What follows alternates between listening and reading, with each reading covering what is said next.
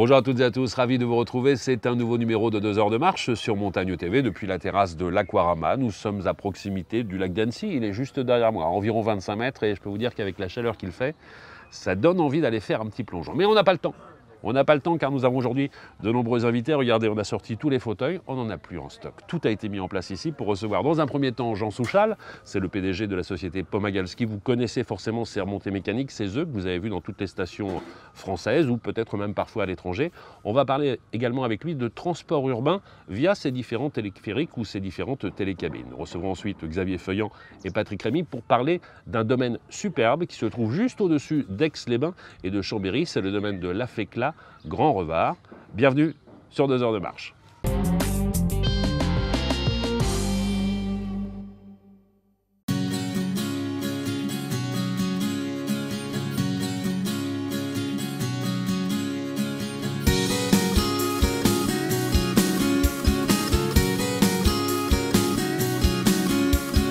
Deux heures de marche à l'Aquarama, aux environs de Talloires, en compagnie de Jean Souchal. Jean, bonjour. Je suis ravi de vous revoir, puisqu'on avait déjà eu l'occasion de se rencontrer. Vous êtes le PDG de Pomagalski, tout le monde connaît les remontées mécaniques Poma. Vous êtes dans la maison depuis quelques années maintenant. 80. 32 ans, ouais. On s'y sent bien dans cette maison? Visiblement, oui. Visiblement, oui. Alors la particularité que vous avez, je dirais par rapport à vos concurrents, c'est que la plupart de vos concurrents travaillent exclusivement sur des remontées mécaniques dédiées aux stations de sport d'hiver. Vous, c'est 50% de votre activité à peu près maintenant, non? C'est cela? Alors effectivement, depuis le début des années 90, on a ouvert nos activités sur le tourisme, et notamment en Asie. Je me souviens de la muraille de Chine, par exemple, ou le Vietnam. Et puis, plus récemment, début des années 2000, on est retourné dans ce qui était les transports en ville, notamment avec l'Amérique du Sud, puisque on pense tous à Valparaiso, au Chili, avec tous ses funiculaires et ses câbles, mais à Medellín, où on a fait, dès 2003, vraiment la première télécabine en milieu urbain. Parce que là, il faut considérer vraiment que le télécabine, c'est vraiment un transport en commun, comme on pourrait l'imaginer dans n'importe quelle ville. Dans les stations de sport d'hiver, on a mis en place maintenant des funiculaires. Pourquoi ne pas justement remplacer certains métros, certains tramways par des remontées un peu comme celles que vous pratiquez, que vous fabriquez? Alors je pense qu'il faut sûrement voir les différents services, enfin le télécabine et les moyens tractés par câble n'ont de sens qu'à partir du moment où il faut survoler des obstacles, quand il faut monter, où on est imbattable. En fait, je pense que c'est toute une histoire de complémentarité et d'arriver à faire un réseau qui finalement peut rapprocher des quartiers là où d'autres systèmes sont beaucoup plus complexe à mettre en œuvre. Mais des villes en France et à l'étranger, traversées par des rivières, traversées par des fleuves, ou alors un centre-ville en contrebas et je dirais les quartiers un petit peu en hauteur, il y en a partout. Finalement, quand on regarde, absolument, absolument. Alors, on peut penser à Nijni Novgorod pour traverser la Volga, c'est donc en Russie. On peut se rappeler des téléphériques d'Alger. Les téléphériques d'Alger, ça date des années 50 déjà, remis en 80 et où on recommence encore aujourd'hui à refaire des belles choses. C'est New York, tout récemment, pour traverser l'East River. C'est effectivement toutes ces villes où finalement il y a une bonne raison de passer au-dessus ou de monter. Et Rio de Janeiro, c'est un exemple aussi. On part des favelas pour aller pratiquement sur la plage. Rio, c'est effectivement d'abord très accidenté, puisqu'on connaît tous le pain de sucre, et avec tous ces quartiers qui sont donc dans la périphérie de Rio, qui est une ville gigantesque. Et donc le complexo d'Alemão a été donc relié finalement au train. Et ça, c'était la volonté du président Lula qui, après avoir visité Medellín, a dit là on peut faire quelque chose de bien. Et voilà, c'est emblématique, Rio. Géographiquement, nous, si on se concentre sur l'Europe, ne serait-ce que Lisbonne, on l'appelle la ville aux 7 collines, là-bas aussi, il y a du potentiel. Alors, même si effectivement, les tramways, ça fait partie aussi de l'histoire de la ville.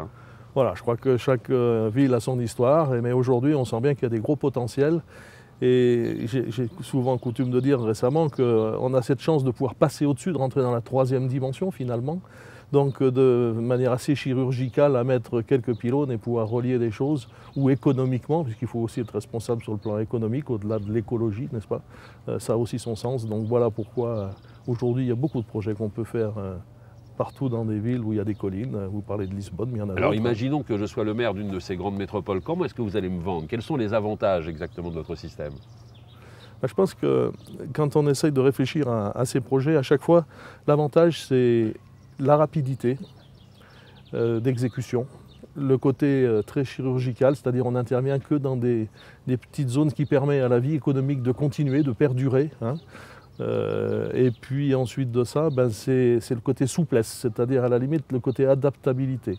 On peut très facilement rajouter des lignes en fonction de la demande, de capacité d'appareil, puisque économiquement, bien entendu, c'est quelque chose qui est aujourd'hui incommensurable par rapport à d'autres systèmes de transport public.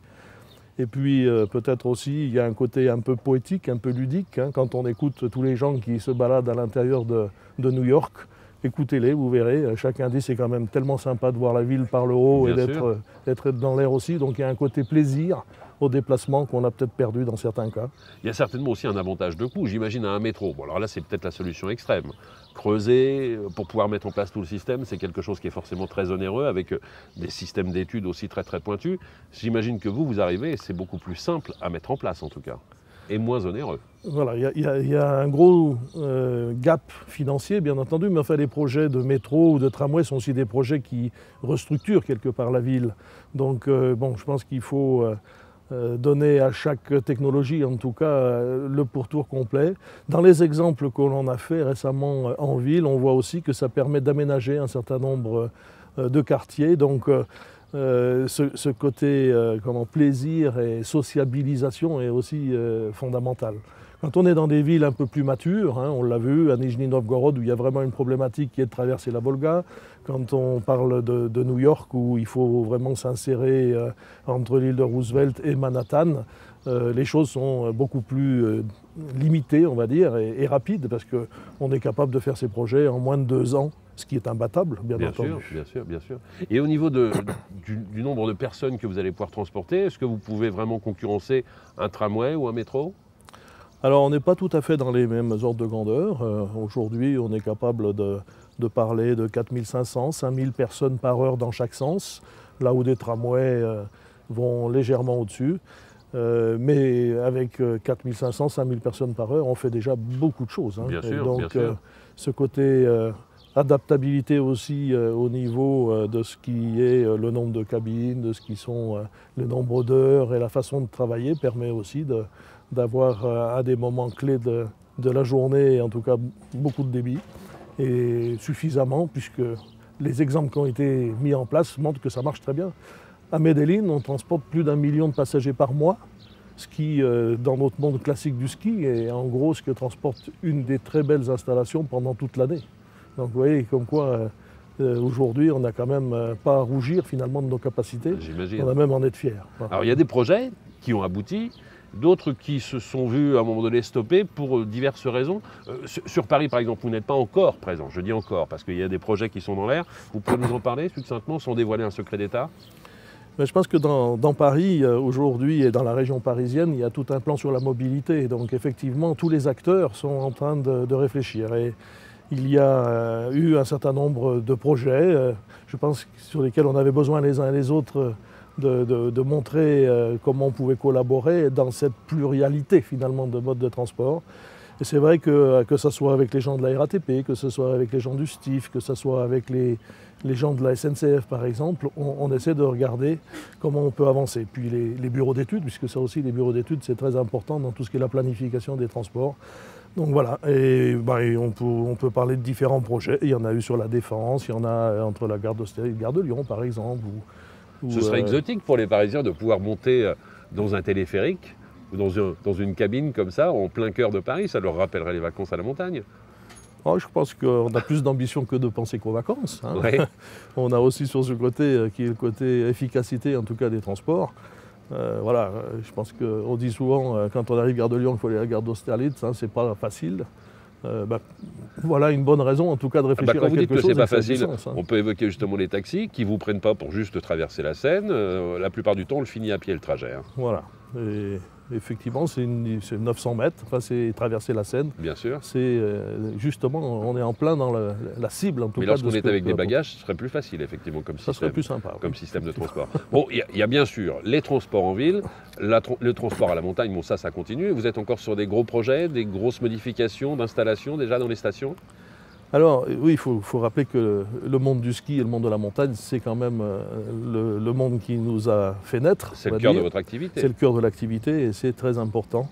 Aujourd'hui, nous avons la chance finalement de travailler tout autour du monde et il se passe beaucoup de choses, que ce soit la Chine qui est vraiment en train de se réveiller au monde du ski, que ce soit la Russie avec Sochi, là dans les mois qui vont arriver, en février, où on a plus de 6 commandes en cours, par exemple, encore cet été, ou que ce soit en Amérique du Nord ou ailleurs. Donc ce côté ski, finalement, aujourd'hui, reste vraiment le cœur de métier. C'est là où on apprend aussi beaucoup de choses avec des partenaires qui sont effectivement importants dans la recherche que l'on fait, puisqu'on innove énormément.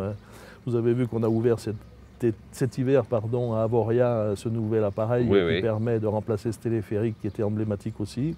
Nous avons des gros projets dans tout ce qui est la Savoie, la Haute-Savoie bien entendu, et aussi dans les Alpes du Sud qui continuent à investir beaucoup. Très bien, on n'a pas fini de voir des œufs Poma en levant les yeux vers le ciel alors. J'espère le aussi. plus longtemps possible. Merci beaucoup Jean. On va continuer à parler de montagne d'ici quelques instants en compagnie de Xavier Feuillant et en compagnie du directeur également du ski nordique de la FECLA. On parle de la FECLA et du Grand Revard d'ici quelques instants. Merci encore d'avoir été avec nous.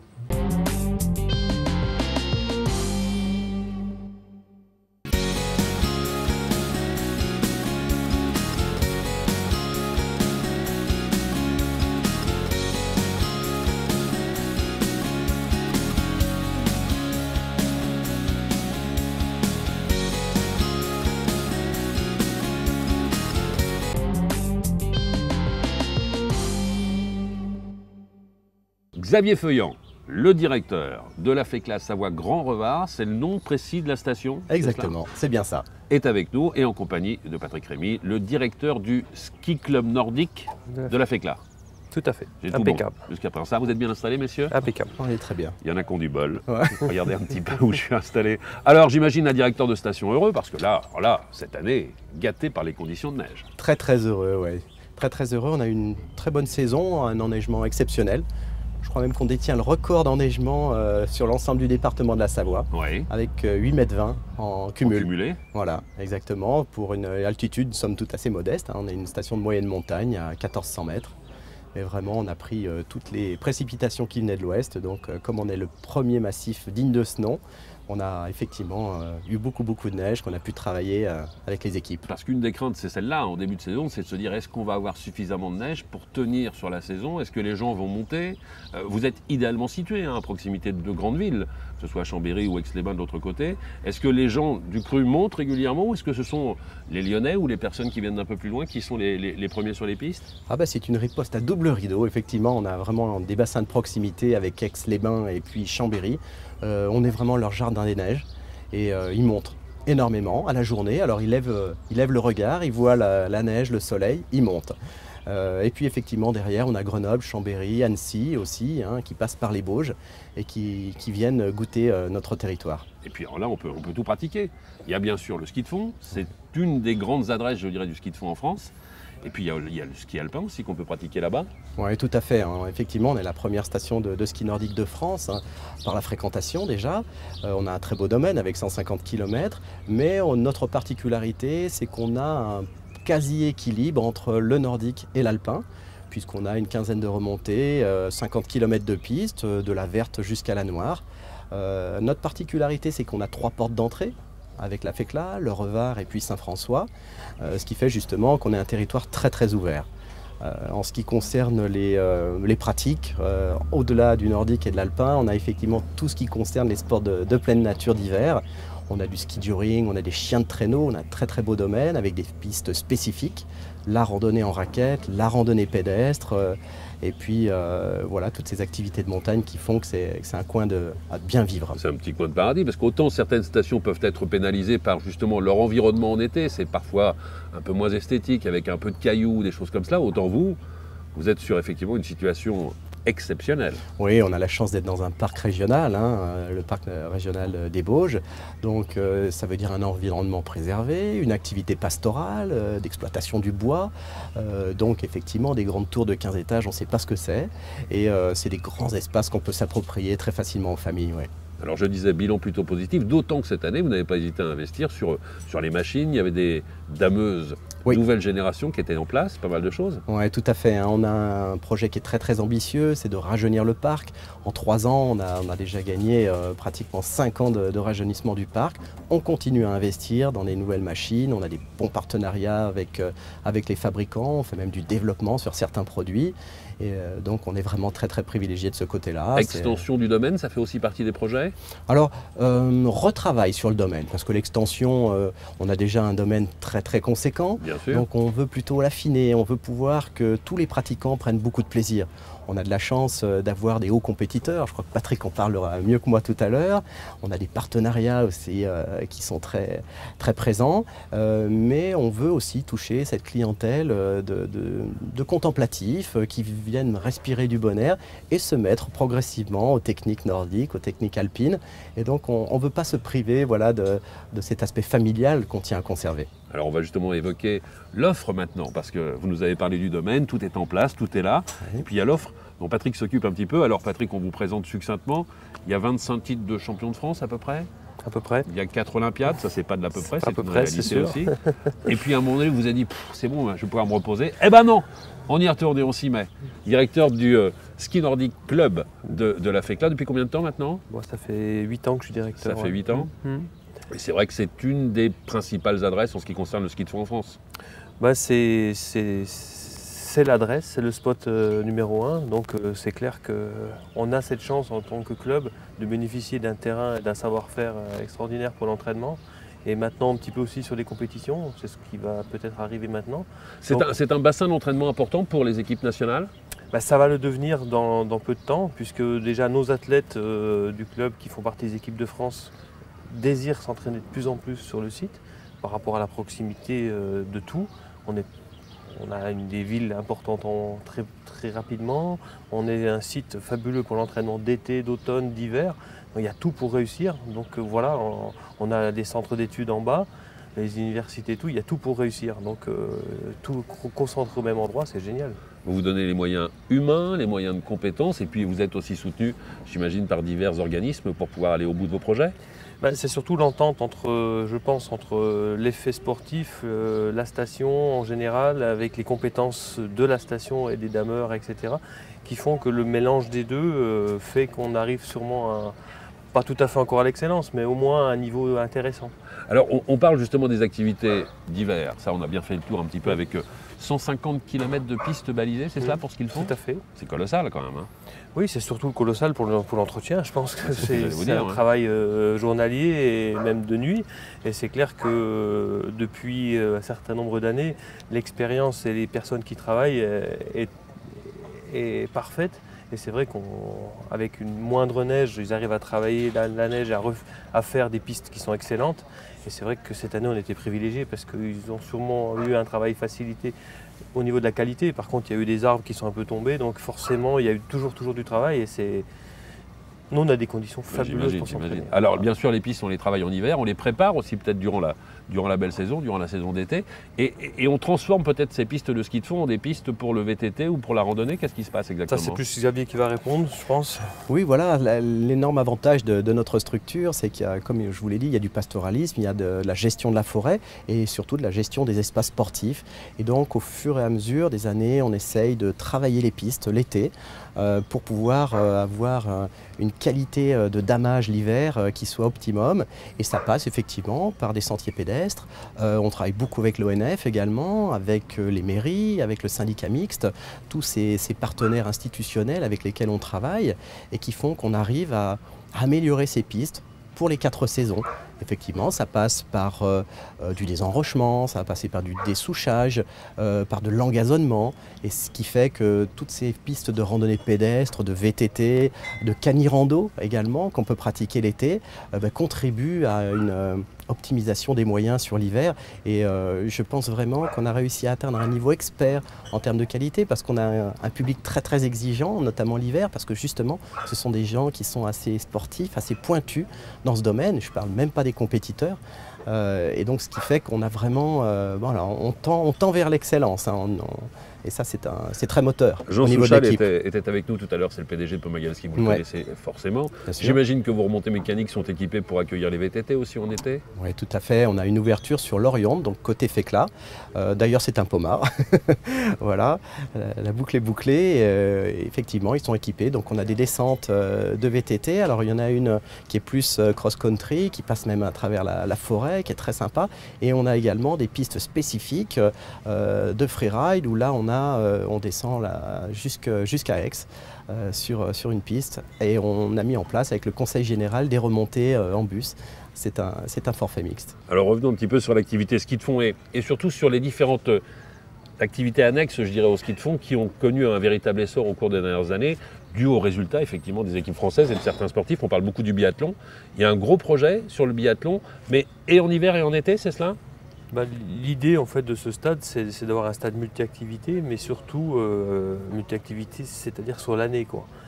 De par ces facilités comment on va dire, d'emplacement au niveau de la géographie, c'est-à-dire qu'on est très très proche des bassins et on pense qu'avec un stade où on sera complètement en sécurité, c'est-à-dire qu'on pourra accueillir des scolaires et puis des clubs d'entraînement, des régions, des nations, des équipes internationales qui viendront s'entraîner sur ce stade. Le projet, c'est pour une mise en place dans les prochaines années, l'année prochaine, quand exactement?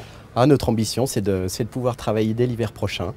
Nous avons une période de réserve sur laquelle on peut encore être sollicité, mais cette période s'arrête à fin juillet. Et donc, si tout se passe comme on le souhaite, dès début août, on va commencer à travailler sur la piste avec pour objectif d'ouvrir une piste biathlon officielle sur cet hiver. Très bien, actif et réactif, c'est voilà. Moins qu'on puisse dire en ce qui vous concerne, messieurs. Merci mille fois d'avoir été avec nous et puis longue vie au Grand Revard et au ski de fond et aux différentes activités que vous proposez là-bas sur ce domaine qui est juste exceptionnel et puis à la première station qu'on trouve effectivement lorsqu'on arrive sur les massifs ici. Merci d'avoir été avec nous. On va rester avec la tête en l'air pour parler d'un documentaire qui est diffusé actuellement sur Montagne TV qui s'appelle Alpine Odyssée. Alors là, c'est aussi quelque chose de très intéressant, c'est la traversée des Alpes en partant de l'Italie, en traversant par la Suisse, par l'Autriche et jusqu'en France, mais en speed riding. Je ne sais pas si vous vous êtes essayé à la discipline une fois. J'en fais. J'ai essayé, mais c'est spécial. On en regarde quelques images, s'il vous plaît, et on se retrouve en ce qui nous concerne très bientôt sur Montagne TV. Au revoir.